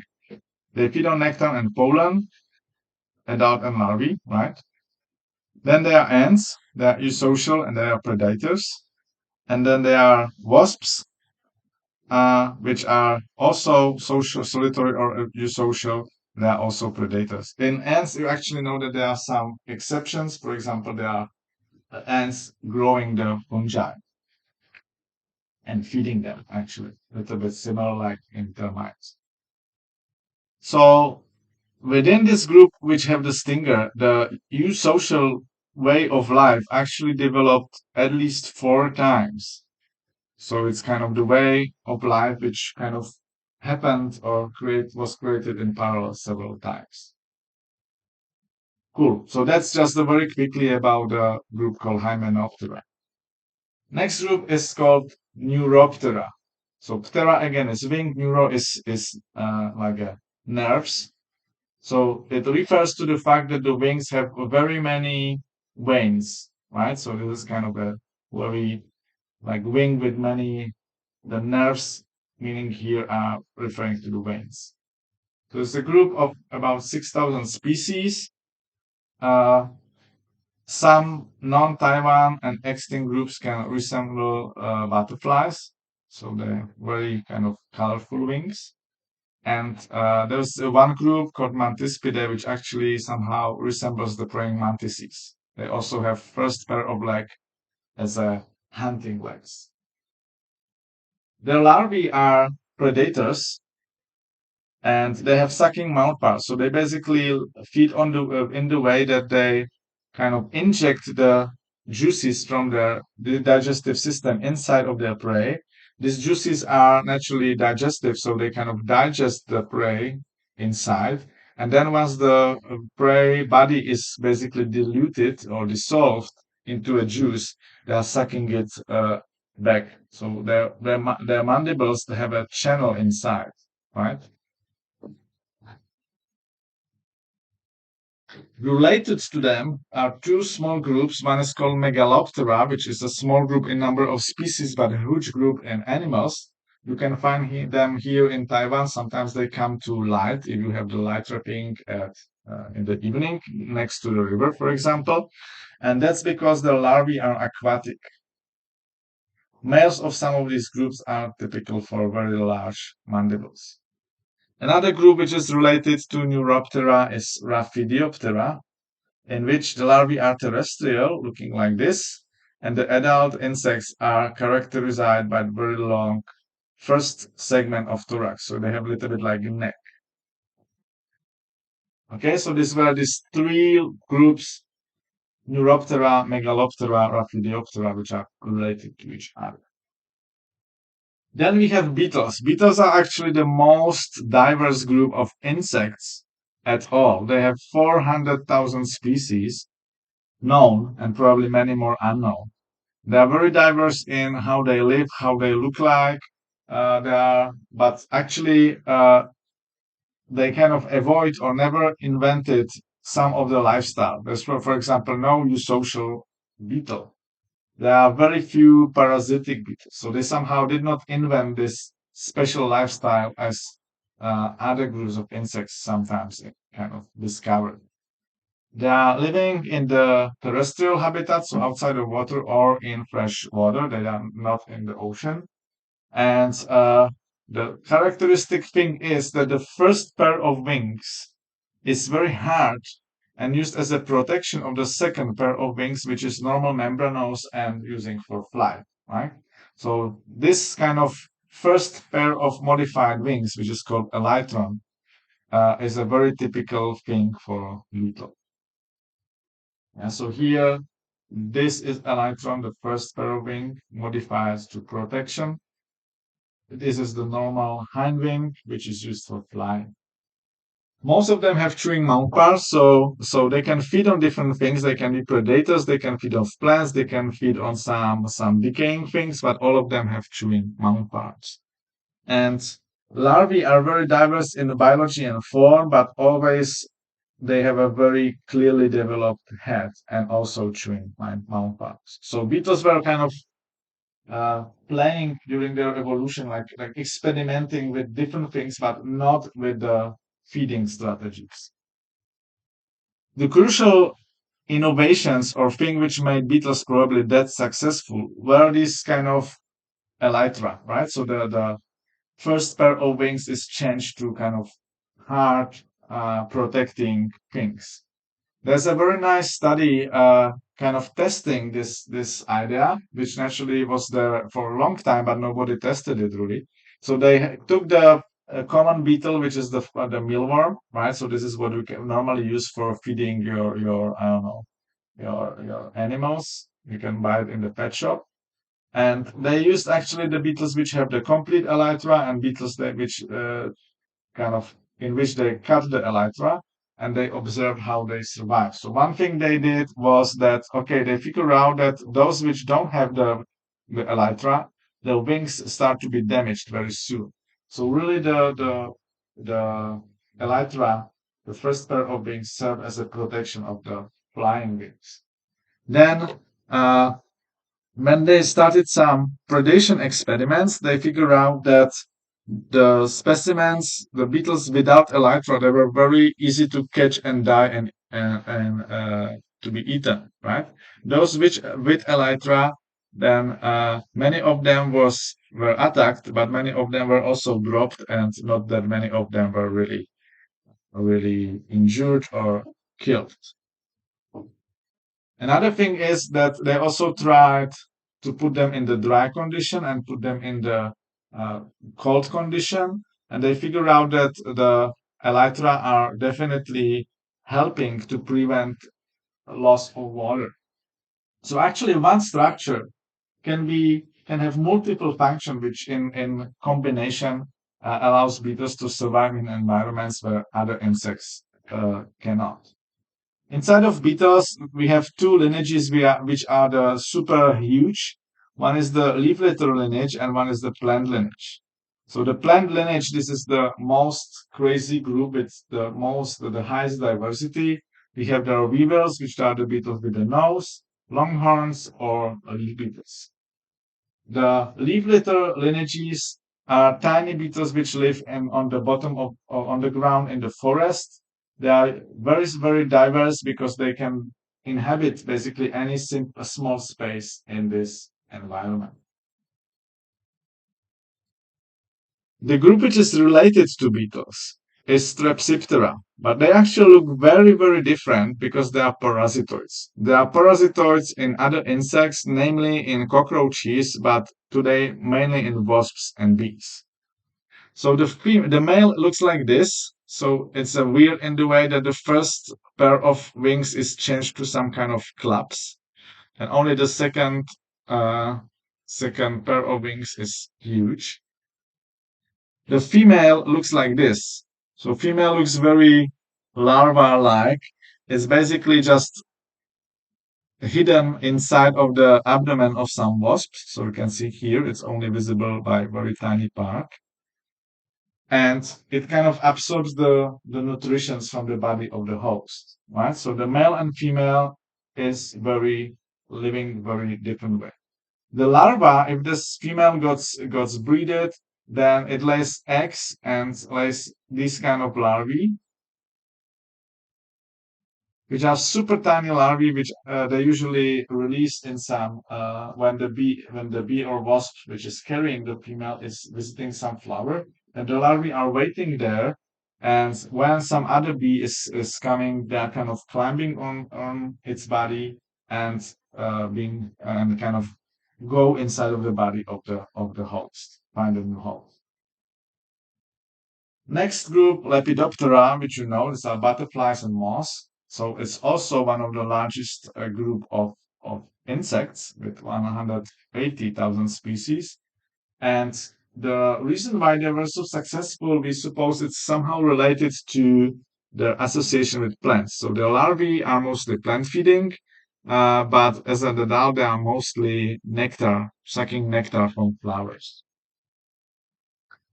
The success of butterflies and related things, butterflies and moths, is definitely somehow connected to the evolution of plants. So here is a time tree uh, of the group of the Lepidoptera, and you can see that the main time when all the modern lineages were formed very quickly is somewhere during the Cretaceous when the diversity of the flowering plants became higher and higher, right? So this is somehow how the butterflies and related things become so diverse because they were already before that, they were already kind of closely using some plants. They are very often quite specific. They can feed one or very few closely related species of plants. And when there were more and more and more and more plants, they actually had more and more chance to feed on different types of plants and they become very, very, very diverse.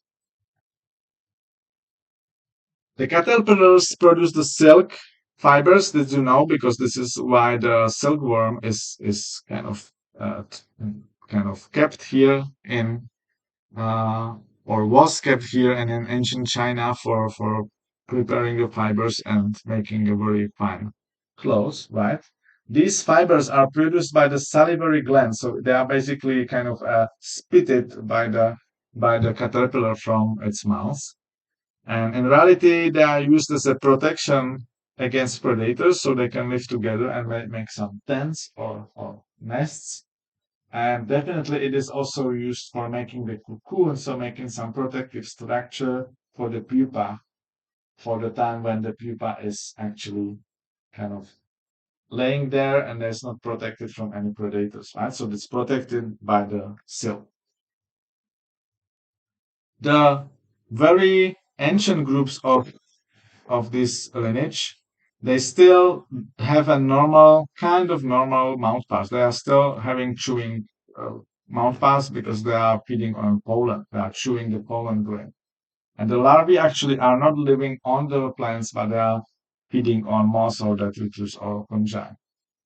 But then so this is one thing. So the early ancient groups of butterflies are actually living slightly different way. Also, quite interesting for you may be that most lineages of this group are actually super tiny things, right? Super tiny and not very colorful. They look like those on the picture here.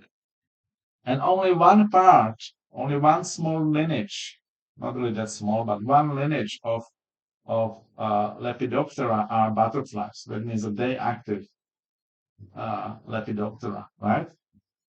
So this is Lepidoptera. I mean, butterflies is not really any natural group. It's basically just the one lineage of day active butterflies.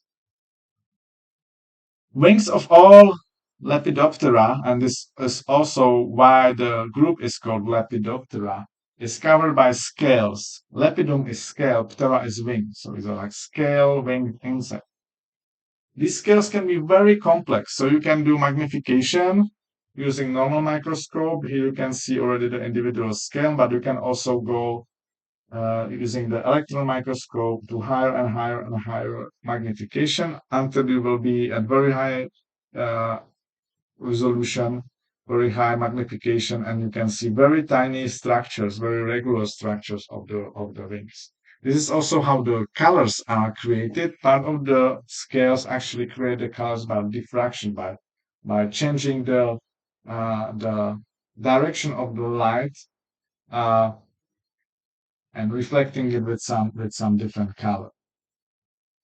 They naturally use that for communication between sexes, especially the day active things, right? They can use it for communication with predators, something like warning coloration, and that's it. The group which is most closely related to butterflies is this one. It's called caddisflies. It is similar to Lepidoptera, to the previous group, in many aspects. So there are but there are no scales on the body. They have only hairs, and they don't have proboscis. They still have kind of modified chewy mouth parts, but they actually don't feed. They just survive uh, for a long time. Don't survive for a long time.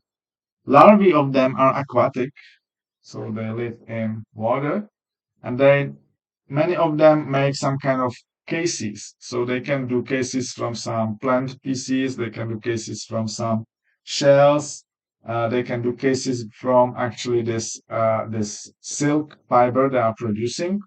Some of them are just feeding on plants or plant remains, but other of them can be predatory. Here is the interesting thing: the ones which are predatory, they actually build something like nests to catch the prey. It's a little bit similar logic as spiders, but they do it underwater, right? So they're underwater animals, and they make the net there. Next group is Diptera. Again, D means double, two. Ptera means wings. So this group is characteristic by having only one pair of wings, right? This is because the second pair of wing is reduced into some very tiny structure, which is called haltere. This thing. This is basically just a stick with many sensory functions, and it works like a gyroscope. So basically, it informs the fly once it's flying about the position of the body during the flight. So you can do a very nice experiment that you can actually fix the position of these things by some kind of nail polish or something. Then the fly and release the fly, you will see that it can really fly properly once you do it. There are two basic body forms for this Diptera lineage. One is the mosquito, so they have very long antenna with many similar segments, and the other is the fly. So then the antenna is very short. It has basically few massive segments and then kind of a feather-like thing. And this is because the antenna is modified to the function of speedometer. So actually, you can imagine when they fly, this feather-like projection kind of turns down, turns back, and the quicker they fly, the more back it will be held. So based on the data, the fly can actually measure how quickly it flies.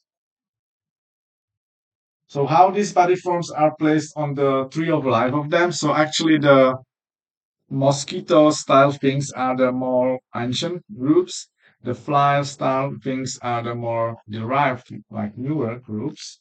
And also in their larvae, you can recognize it. This very basal things, they actually have the larva always with clear head, and the larva is nearly always aquatic. In this green group, the larval head is modified, somehow reduced, and the only thing which survives is kind of few hard sclerites, few hard pieces of cuticle inside of where the head used to be. So they don't really have the head as other insects. They have some kind of remains of head which can be retracted into the body. The largest group of the Diptera today is something called Schizophora. So you don't need to remember the name, but I will show you the logic of it. So this is the group in which the pupa is kind of held and protected inside of the last larval cuticle. So you can imagine that the last larval stage removes the old cuticle, but it actually keeps it on them. They are kind of hidden inside of them, right? So then the animal will have actually two layers of cuticle. One is the new one and one is the old one. This old cuticle forms something which is called puparium. This is basically the case for the pupa. And the function for it is that it protects the pupa from predators or not from predators, from parasites, right? So it's not that easy to find it and to kind of lay the eggs through this protective layer. Actually, it's like a can. So it's very difficult to get out of it when the fly is ready to do it.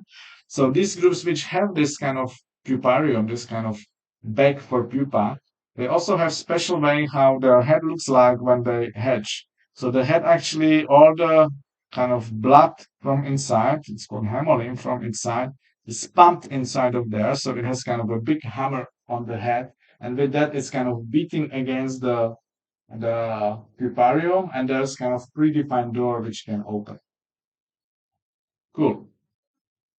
Many groups of these diphthera are blood sucking, and that means that they transmit diseases, right? So this is something I can ask you during the test. Which groups of diphthera are transmitting which disease? So mosquitoes can transmit the malaria, Zika virus, West Nile virus, chikungunya, and dengue. Tsetse flies is famous for transmitting sleeping disease. Black flies, which is another group of flies we did not talk about yet, are also blood-sucking flies, which are very annoying at the sides of rivers. Then there is something called phlebotomus, which is a super tiny insect but transmitting super dangerous thing called leishmania. And then there are horseflies. So there are actually many different groups feeding off on blood, each in a different special way. Then we have a small lineage with two groups. One used to be called as Mecoptera. The other used to be called Siphonaptera. Siphonaptera are actually fleas, right? So fleas are the parasitic ones. The Siphonaptera are uh, how to say, the Mecoptera are the free living ones, and the Siphonaptera are the blood sucking ones. There are different ideas about how they can be related. The more probable it looks like the Siphonaptera, the blood-sucking, the parasitic ones, are actually inside of the Mecoptera, right? So they somehow evolved again, as we saw already in some groups, they evolved into parasites from a free living, normally eating things. So now the normal looking Mecoptera. So these are the free living things. Some of them the males can have some kind of enlarged abdomen. So these are the males. It looks a little bit like scorpions. They're even called scorpion flies, but it doesn't have any stinger or something. It's just the male copulation organ. And many of these groups can be found in fossil record, and many of them were even pollinators. Most of them have this elongated nose, as you can see here.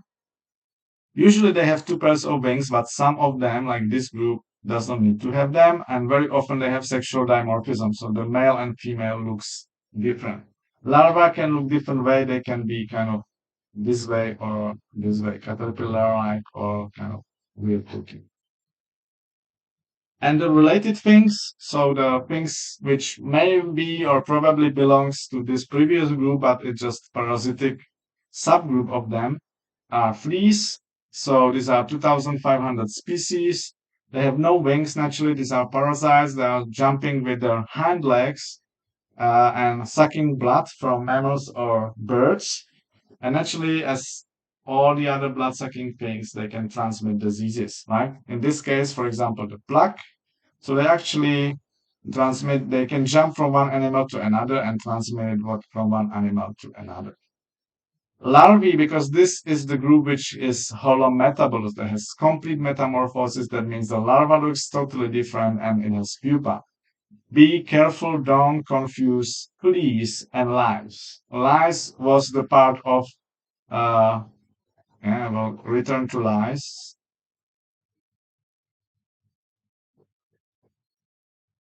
Lice were these things, right?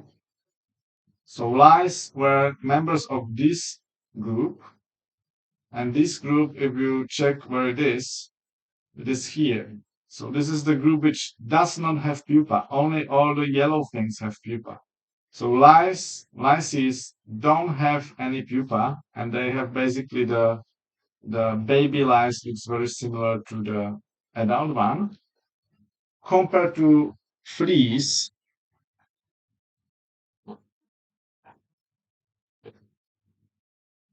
oops, sorry, not too much. Compared to fleas, which have pupa because they're actually part of the holometabula. They are related to Mecoptera and beetles and wasps, let's say. Yeah, so only the adult is actually the parasitic stage, which feeds on humans or dogs or something. But otherwise, when the adult is full of blood, the female lays the eggs. The larva lives in some kind of dirt in houses, somewhere like on the ground or next to your garbage can or something like that. And then it pupates, and then it kind of from the pupa, the adult is kind of adult hatches, and this one causes the sucking blood and the diseases. Okay, so insects are a very, very diverse group. So I can see there's a 2.5 hours of kind of talking. Uh, for these things, please just very quickly check different groups and try to learn the basic things. Don't study all the names of each groups and so on, right? Try to understand just the basic logic of how they are related, what does it mean for their lifestyle, and so on. Thank you very much.